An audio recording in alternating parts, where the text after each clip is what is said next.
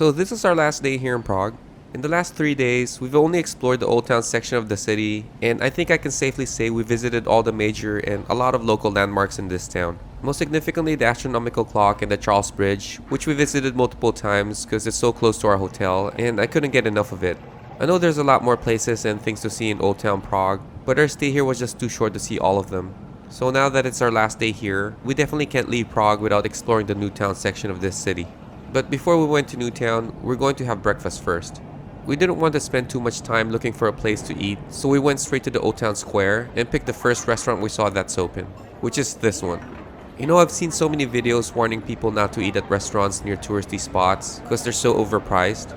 I know it's true and I do try to avoid them, but I also think that it's all part of the experience, right? I mean, how can you not enjoy a nice but slightly expensive meal looking at this? So for breakfast, we both decided to get the roasted bacon with eggs, and we also ordered their homemade beer sausage, which we're going to share. And for our drink, we both got tea. Although this one is kind of new to me because it came with honey, lemon, and some kind of milk cream used for coffee. I'm not sure what kind of tea this is, but it's my first time to have tea with honey. I remember my dad loved honey. He said that it's good for your stomach. Actually, I've read that honey has antioxidants that protects our cells from free radicals that forms in our bodies, which may help prevent heart disease. Oh, and it also kills off bacteria and fungus. In fact, you can use raw honey to treat wounds. Anyway, I'm not really into honey, although maybe I should, but I just tried it out with my tea because I found it interesting that they included it with the tea. Smells tiny.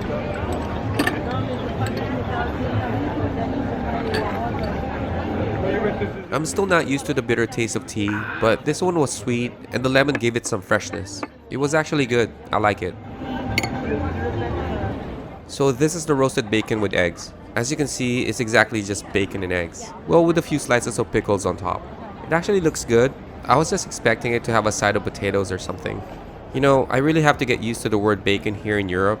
I know it said roasted, but every time I see bacon on the menu, I always expect it to be like the bacon in the US. The thin and crunchy ones, which I was hoping for. If on the menu it said ham and eggs, I would have probably ordered something else. Now this is the homemade beer sausage. We've had sausage here a few days ago and it was just amazing. So just by looking at this, I already know it's going to be good. Anyway, on the menu, it says it came with cheese, mustard, and horseradish, but I only see 2 sides of sauces here, and I'm assuming it's the mustard and the horseradish. So I thought the cheese must be inside the sausage. I was thinking that because I've had sausages with cheese inside them in the Philippines. But after cutting this in half, I can see that there's definitely no cheese inside it. I would have been so surprised if it did.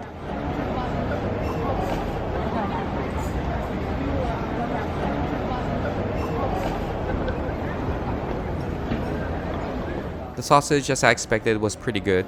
Usually anything homemade in my opinion is always good.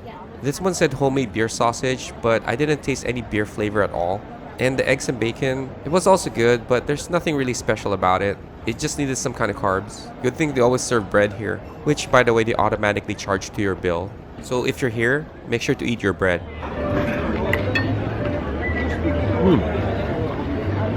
Bread is so good. This is the kind of breakfast I'm used to, although I think I should start eating oatmeal or something just to keep it healthy. But you'll never see me passing up on a meal like this though. Well, everything on this plate was amazing, except for the eggs. You know, somehow it seems like every time I order eggs like this, it's always a little overcooked. I just really want the yolk to be runny. So after we finish our breakfast, like I said earlier, we're going to explore the New Town section of Prague to see what kind of landmarks they have there. But before we left, we sat here a bit and just enjoyed this amazing view of the Old Town Square. Watching people as they pass by the Old Town City Hall where the astronomical clock is situated, the Jan Hus Memorial at the center, and the Church of Our Lady Before Tin at the far right corner. So we just had breakfast and our first stop of the day is this. This is the Estate Theater. It's one of the oldest theaters in Prague. This theater was built in the late 18th century and was first opened in 1783.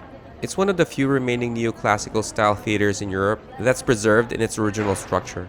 Many organizations throughout the centuries have operated this theater, but today it's affiliated with the National Theater, which we saw the other day since 1948. Originally, the theater was built to produce German dramas and Italian operas, and it was only in 1785 when they first featured Czech performances. But the most notable claim of this theater is the world premiere opera of Don Giovanni, which was conducted here by Mozart himself in 1787. making it the only theater Mozart performed at that still stands today. Anyway, performances of ballet, drama, and operas related to Mozart are currently performed here. Yeah. We're just gonna pass by this because right here is the Charles University. The Charles University is the oldest and the largest university in the entire Czech Republic. It's also one of the oldest universities in Europe that's currently active. It was established in 1348 by King Charles IV, who was probably the most popular king in Bohemia, which is now Czech Republic. Well, as you might expect, this school is rich with history, going through wars and communism, so talking about it, I don't even know where to start. But today, the university consists of 17 faculties, which are all separately located throughout the city of Prague. But the main historical building from the 14th century, called Carolinum, is located right here. So it's kind of confusing. Is this supposed to be Charles University? But it says they're Universitas Carolina. Universitas Carolina. I don't know what that means. But there's kind of like a poster right here. What?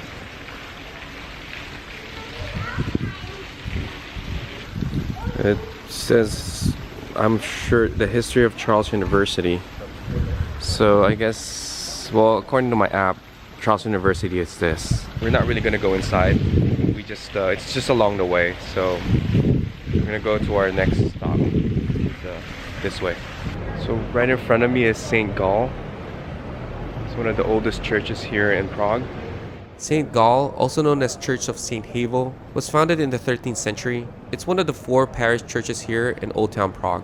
In the 14th century, it became the center of the Bohemian Reformation movement, and it's where Jan Hus, who was a key figure of the Reformation, preached. Anyway, after some time, St. Gall was converted into a Catholic church when it was acquired by the Carmelites. Today, valuable furnishings and artworks from famous Czech artists are kept inside this church.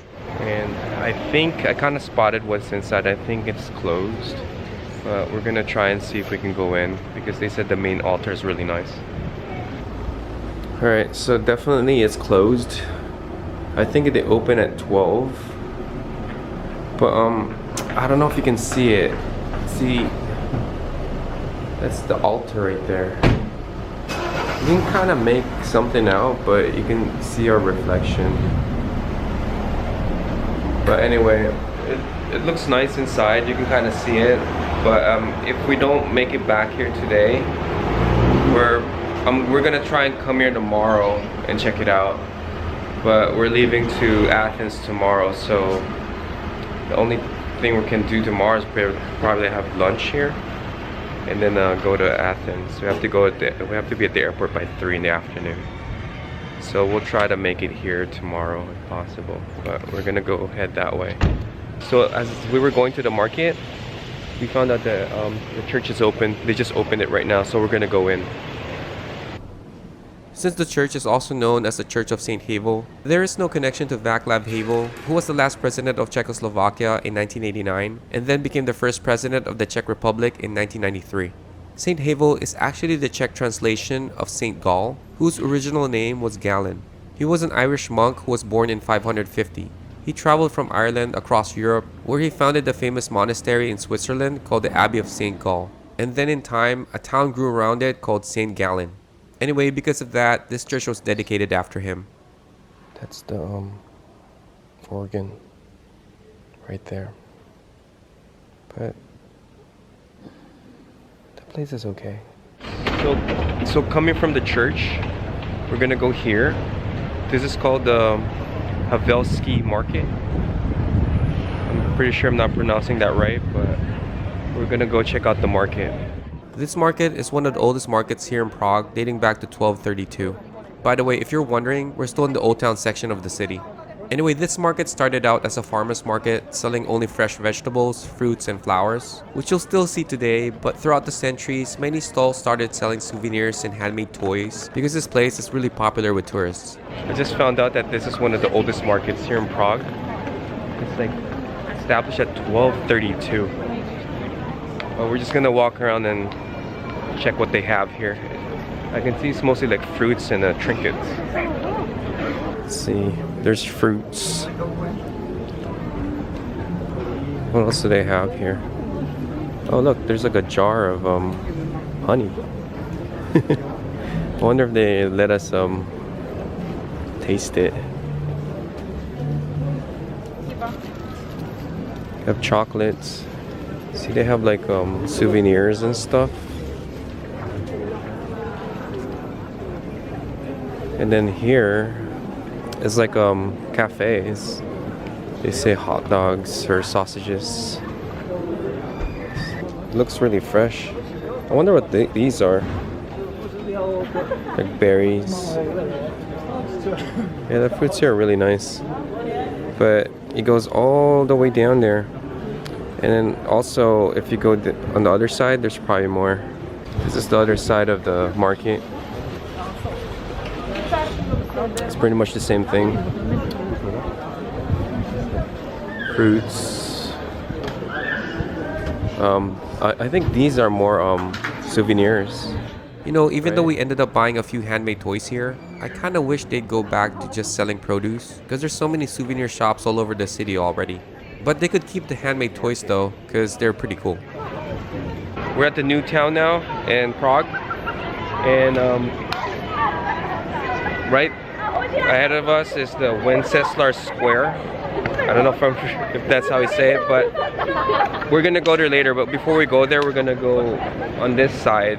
There's a landmark here that we want to see, and we're definitely gonna go there. So we have to kind of do a detour first, and I don't know what that landmark is. We're gonna find out once we get there. The landmark I was talking about ended up to be the Matcha Museum, which exhibits the artworks of Alphonse Matcha, who was a famous Czech painter. We had no plans on visiting any museums today, so we decided to skip it and just headed straight to the Wenceslas Square. So this sausage stand is the first sausage stand I've tried when I came here. It was pretty good. That one's pretty good. That's the one I had. We're kind of still not hungry, huh? We're kind of full. So we're just gonna go straight to the square right here. This is the square, and we're gonna go to the statue right there, that famous statue, and take some pictures and some shots. So the new Town Section of Prague was founded by King Charles IV in 1348, and one of the main squares here is this, the Wenceslas Square.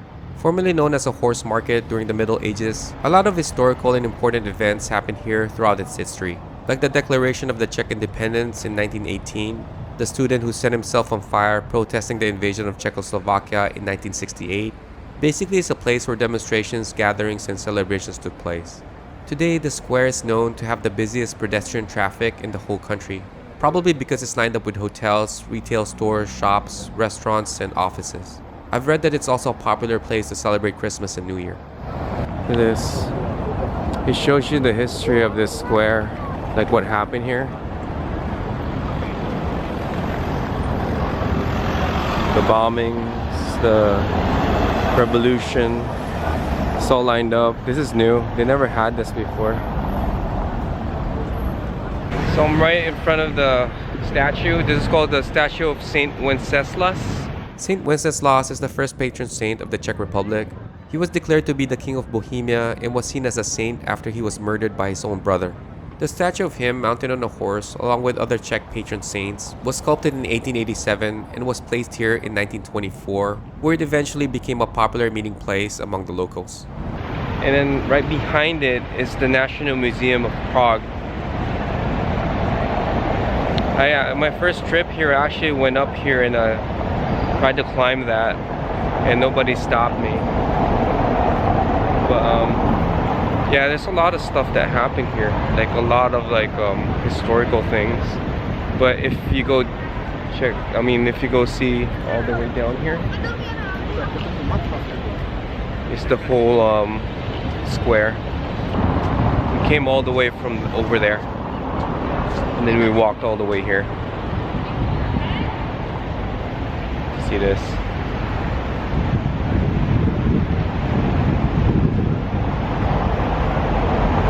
Anyway, we're gonna head down here. We're not gonna go to the museum, but we're gonna go past it. We're gonna go somewhere over here. In case you're wondering, the National Museum was founded in 1818, intended to publicly exhibit natural, scientific, and historical collections.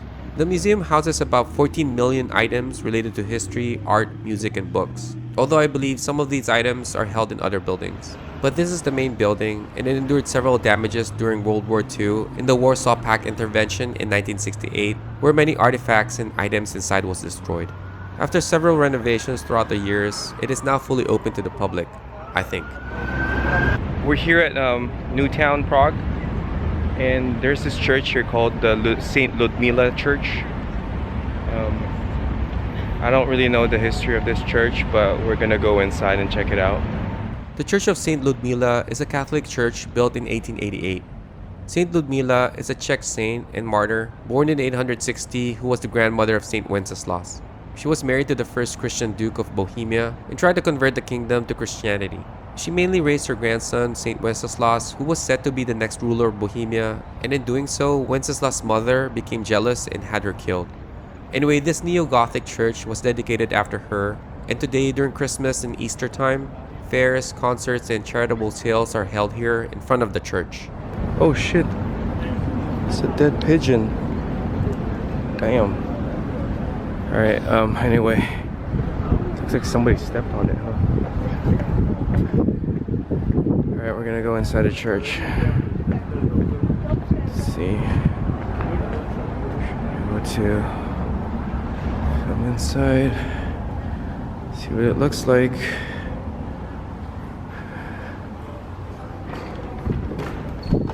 Oh, I push. All the time you have to push. Oh wow. It's really dark in here.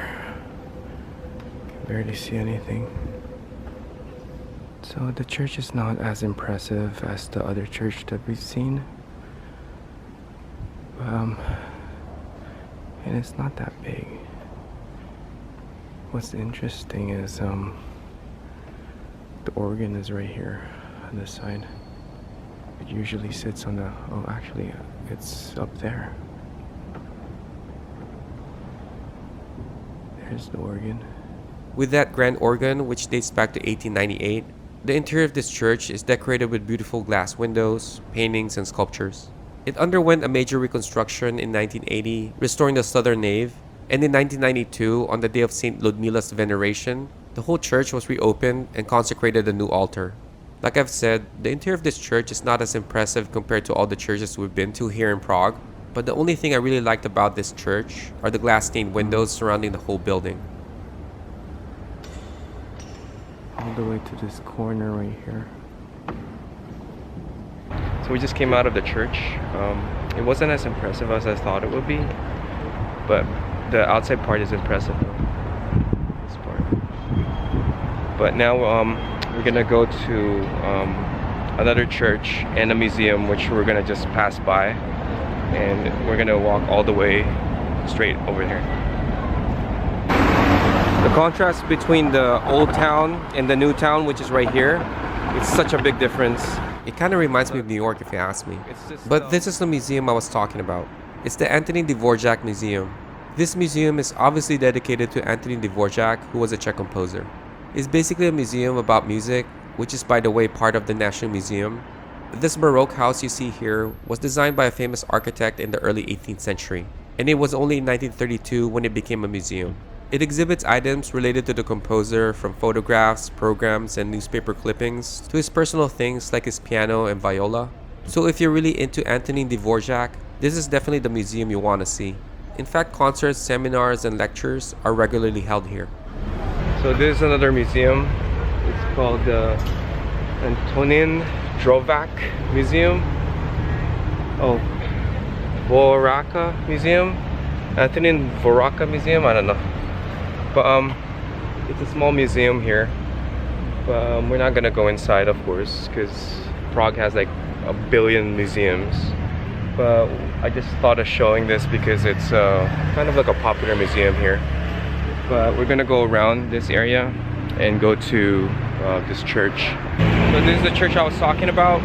This is the St. Ignatius Church. It's one of the, I think it's the third largest Jesuit. I'm not Jesuit. I don't even know what kind of church that is, but it's the third largest of this church. Yeah. What I was trying to say is that the word Jesuit is basically a religious order of the Catholic Church founded in 1540 called the Society of Jesus, where the members are called Jesuits. Anyway, the St. Ignatius Church, as I've said, is the third largest Jesuit church in Europe, and is dedicated to their patron saint, which is St. Ignatius of Loyola. And we're gonna just check it out real quick and see what's inside. All right, going in the church.